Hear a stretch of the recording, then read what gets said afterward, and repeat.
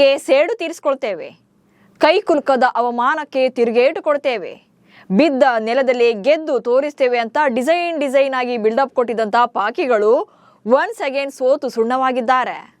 Batting ಟೈಮಲ್ಲಿ match ಗೆದ್ದಷ್ಟೇ over react ಮಾಡಿ ಕೊನೆಗೆ ಬೌಲಿಂಗ್ ಟೈಮಲ್ಲಿ ಹ್ಯಾಪ್ ಮೋರೆ ಹಾಕೊಂಡು ನಿಲ್ಬೇಕಾಗಿತ್ತು. ಬದ್ಧ ವೈರಿ ಪಾಕಿಸ್ತಾನವನ್ನ ಸೋಲಿಸಿದಂಥ ಟೀಮ್ ಇಂಡಿಯಾ ಬಾಯ್ಸ್ ಮತ್ತೆ ಅದೇ ಗತ್ತಿನಲ್ಲಿ ಸೆಲೆಬ್ರೇಟ್ ಮಾಡಿದ್ದಾರೆ. ಭಾನುವಾರ ಸೂಪರ್ 4 ಹಂತದ ಪಂದ್ಯದಲ್ಲಿ ಏನೆಲ್ಲ ಆಯಿತು ಅನ್ನೋ ಬಗ್ಗೆ ಈ ವಿಡಿಯೋದಲ್ಲಿ ಮಾಹಿತಿಯನ್ನು ಕೊಡ್ತೇನೆ. ನಾನು ಶಾಂತ. ನೀವು ಸುದ್ದಿಯಾನದ ಸಬ್ಸ್ಕ್ರೈಬರ್ ಆಗೋದಕ್ಕೆ ಮರಿಬೇಡಿ.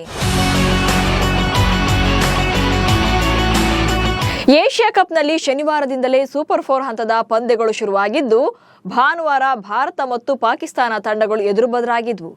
ದುಬೈ ಅಂತಾರಾಷ್ಟ್ರೀಯ ಮೈದಾನದಲ್ಲಿ ನಡೆದಂತ ಈ ಪಂದ್ಯದಲ್ಲಿ ಭಾರತದ ಪರ ಅಭಿಷೇಕ್ ಶರ್ಮಾ ಮತ್ತು ಶುಭ್ಮನ್ ಗಿಲ್ ಸಿಡಿಲಬ್ಬರದ ಬ್ಯಾಟಿಂಗ್ ಪ್ರದರ್ಶನ ಮಾಡಿದ್ರು.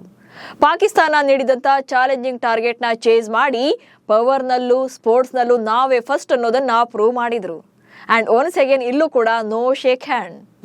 ಟಾಸ್ ಸೋತು ಬ್ಯಾಟಿಂಗ್ ಆರಂಭದಲ್ಲಿ ಅಬ್ಬರಿಸಿದ ಪಾಕ್.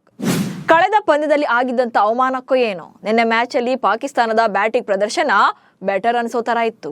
ಟಾಸ್ ಸೋತು ಮೊದಲು ಬ್ಯಾಟಿಂಗ್ ಮಾಡಿದಂತ ಪಾಕಿಸ್ತಾನ ಆರಂಭದಲ್ಲಿ ಅನುಭವಿ ಬ್ಯಾಟರ್ ಫಕರ್ ಜಮಾನ್ ಅವರ ವಿಕೆಟ್ ಅನ್ನ ಕಳ್ಕೊಳ್ತು. ಫಕರ್ ಕೇವಲ 15 ರನ್ ಗಳಿಸಿ ಹಾರ್ದಿಕ್ ಪಾಂಡ್ಯ ಅವರ ಬೌಲಿಂಗ್ ನಲ್ಲಿ ಸಂಜು ಸ್ಯಾಮ್ಸನ್ಗೆ ಕ್ಯಾಚ್ ಕೊಟ್ಟು ಪೆವಿಲಿಯನ್ ಸೇರ್ಕೊಂಡ್ರು.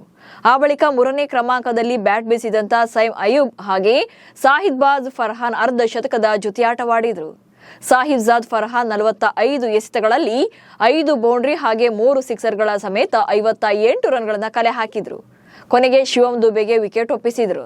ಇನ್ನುಳಿದಂತೆ ಸೈಮ್ ಅಯೂಬ್ ಹಾಗೆ ಮೊಹಮ್ಮದ್ ನವಾಜ್ ತಲಾ 21 ರನ್ ಬಾರಿಸಿದ್ರೆ, ಕೊನೆಯಲ್ಲಿ ನಾಯಕ ಸಲ್ಮಾನ್ ಅಲಿ ಅಘಾ ಅಜೇಯ 17 ಹಾಗೆ ಫಾಹಿ ಆಶ್ರಮ್ ಕೊನೆಯ 8 ಎಸೆತಗಳಲ್ಲಿ 20 ರನ್ ಬಾರಿಸುವ ಮೂಲಕ ತಂಡವನ್ನ 170ರ ಗಡಿ ದಾಟಿಸುವಲ್ಲಿ ಯಶಸ್ವಿಯಾದರು.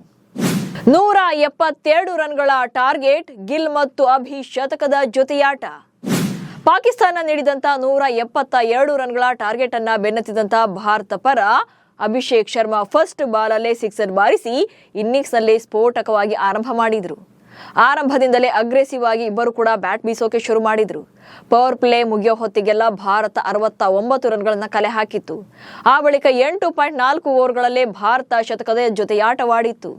ಮೊದಲ ವಿಕೆಟ್ಗೆ ಗಿಲ್ ಮತ್ತು ಅಭಿಷೇಕ್ ಶರ್ಮಾ ಕೇವಲ 9.5 ಓವರ್ಗಳಲ್ಲಿ 105 ರನ್ಗಳ ಜೊತೆಯಾಟವಾಡ ಮೂಲಕ ಭಾರತ ತಂಡಕ್ಕೆ ಭದ್ರ ಬುನಾದಿಯನ್ನ ಹಾಕಿಕೊಟ್ಟಿದ್ರು.